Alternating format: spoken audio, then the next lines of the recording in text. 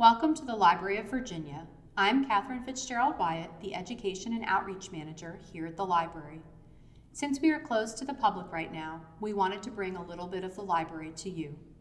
I'm here in the exhibition gallery where We Demand Women's Suffrage in Virginia opened earlier this year as part of the library's centennial celebration of the ratification of the 19th Amendment. The item I want to talk about today is a City of Richmond register, which is part of our local records collection. The register is Richmond City, rolls of registered colored voters, Madison Ward, 1st Precinct, female, and records the names of the first African American women in Richmond who registered to vote in 1920. What can this register tell us about the story of African American women's suffrage in Virginia? Let's take a closer look to find out. After the ratification of the 19th Amendment, Virginia women rushed to register to vote. Legislation allowed women to pay the $1.50 poll tax and register between September 2nd and October 2nd, 1920. Registrars already kept separate white and colored registers for male voters, and for the 1920 election, they kept separate registers for white and African American women.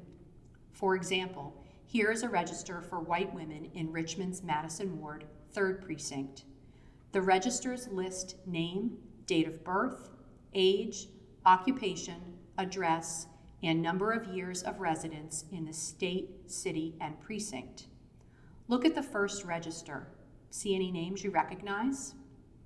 Maggie Lena Walker, the first African American woman bank president, led the St. Luke Penny Savings Bank in Richmond from 1903 until her death.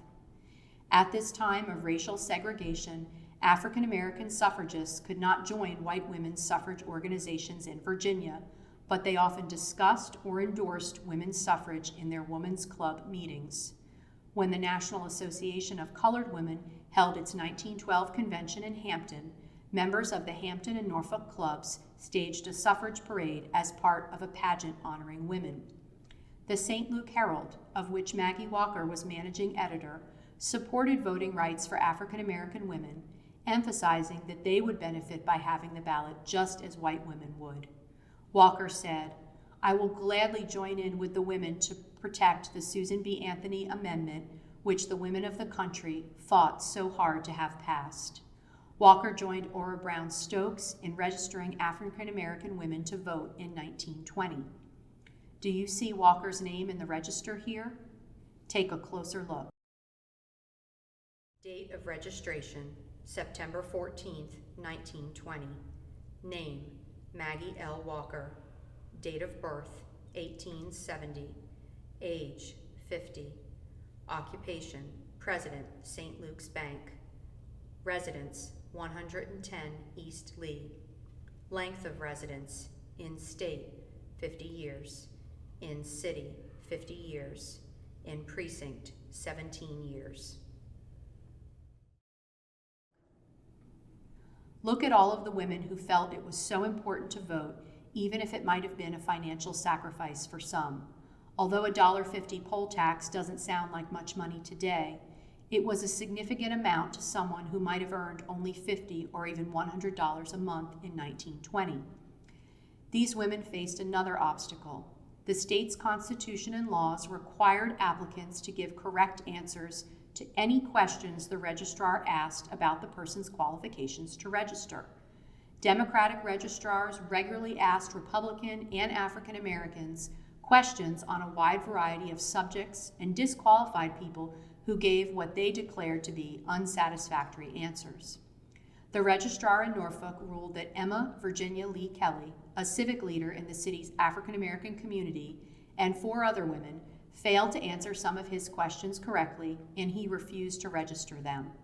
They took the registrar to court, where he humiliated himself when he gave an incorrect answer to at least one of the same questions he had used to disqualify them.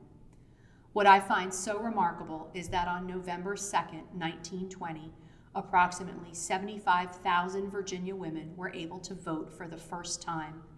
After ratification, these women in the registers and thousands of others hurried to pay the required poll tax, rushed to their local election offices to register before the deadline, often waiting in long lines and facing discriminatory practices from the registrars.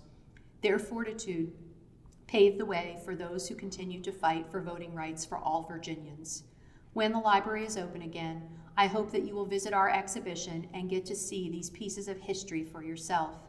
In the meantime, you can learn more about the story of women's suffrage in Virginia on our website at edu.lva.virginia.gov/wedemand. Thanks for joining us.